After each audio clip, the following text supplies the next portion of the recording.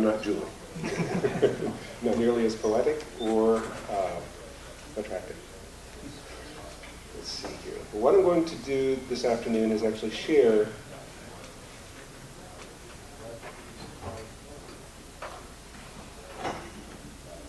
there we go. I'm going to share Julie's latest, actually what Julie's been working on for quite some time.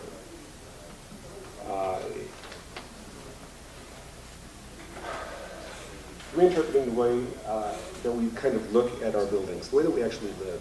This is a little different take. This is not necessarily a specific case study, but it's a notion that we have been working on for quite some time together, but this is, again, representative of Julie's work. Excuse me, Aaron. Yes. Raise the mic. I most certainly will. Raise the mic up a little bit. Is that better? Yes. Okay, great. A little bit higher. At any rate, what we're looking at here with the edge dwellers is a hope to translate living traditions to the modern world. From time to time, architecture is tasked to purify and scale our conventions to prescribe new direction and a genesis linking back to the past while simultaneously stretching to the future. We're kind of at that point. You know, we kind of started building buildings that we can't live in without outside air. You know, so it's time to kind of look at maybe some different alternatives. A new way of living is something that we can begin to explore that seeks, you know, an ancient way of seeing and exploring ways to move into the future. We're going to see a few unit types that Julie has developed: the tent dweller, the eco-dweller, the solar loft, and the water villas. They're traditional. They are in the tradition of the case study house as laboratories for testing ideas that may eventually seek expression at a larger scale. They work within the constraints of building tradition and the needs of building sciences to produce new models that we can look at for moving forward. The endeavor is to develop hypothetical models that, with simple solutions to really big ideas, suggesting possible paths forward that simultaneously re-engage the land and disengage from the consumptive nature of how we build now. We've got a few historic precedents that Julie set up. Among them are 20th century African safari tents, tree houses in India, Panama thatched roof boathouses, and you know, and some of the old lean-to sheds. We have the elevated vernacular hut with mosquito netting that we find in Africa. Again, some interior and exterior shots of the southern lean-to shed. Safari huts, again, of course, the American Indian teepee, and a New England dockhouse. The first unit type that I'll show you today is the edge dweller. The edge dwellers are designed to produce more energy than they use. They're made of mobile parts, sunshades, awnings, shutters, and screens that transform to each particular circumstance. They allow chance and exchange with the forces surrounding them, inaugurating the concept that formed the dwellings as a temporary convenience, a transformable instrument establishing relationships with the world around it that both shelters and exposes. These are some of the examples. The principles are constant, but the context may evolve and change. They can be built with the regionally available materials, proven to endure with the principles of adaptive reuse. Yes. Their identity derives from the expression of adaptation to the different environments and environmental forces that are acting upon them. But just really wonderful, soft units that rest very lightly on the earth. Next unit type, I'm sorry, there's an additional one. The next unit type is the solar loft. These designs emerge from the interactive process of every aspect of their setting. They utilize local building traditions based on locally available materials and craftsmanship.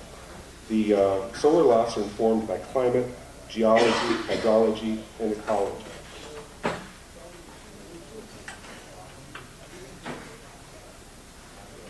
They're pretty high performance little units that are really energy efficient and an awful lot of fun. Very poetic. The next unit type that we're looking at is the tent dweller. They're a didactic model of disengagement with the land, extending fabric overhangs that allow buildings to ventilate through open screens and break the force of wind. This canopy also intercepts the rain so that the awnings below may safely be left open at night to allow nighttime purging of summer heat. Kind of see the structure within the tent structure.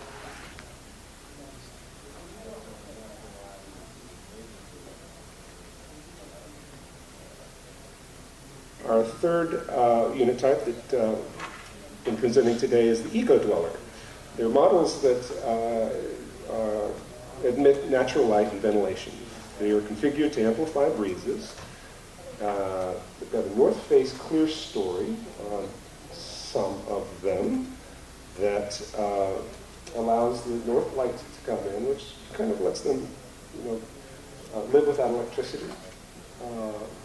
In one of the many ways that it does, anyway. Eco-dwellers merge their, eco-dwellers merge their natural surroundings with restraint and respect for the nature.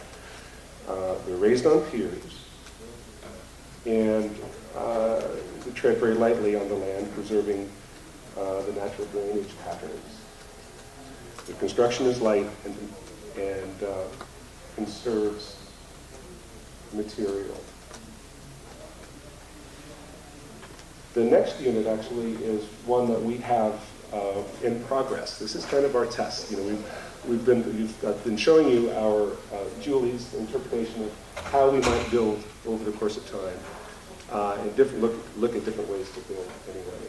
And this is a project that we at Studio Sky have in production right now in Belize. And it's quite wonderful in that we're able there to to actually reinvigorate a local tradition. For many years in Belize, they've been working with concrete construction only, taking 18 to 24 months to build essentially any building. We've actually reintroduced a sustainable hardwood construction system that helps people kind of change the default of how we work within this environment.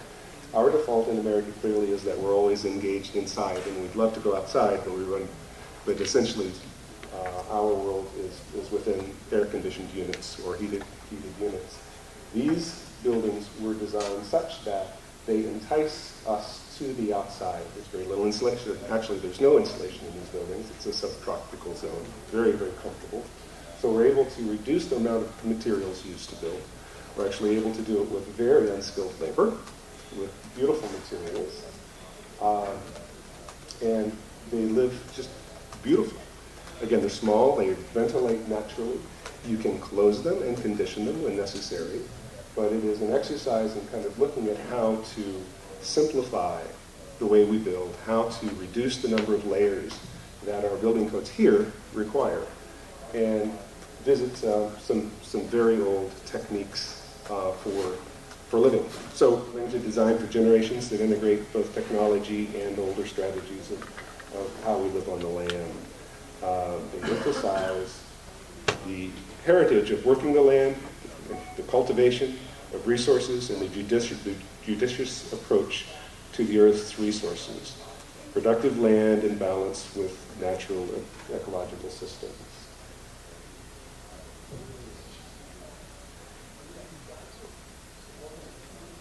Missed that last slide.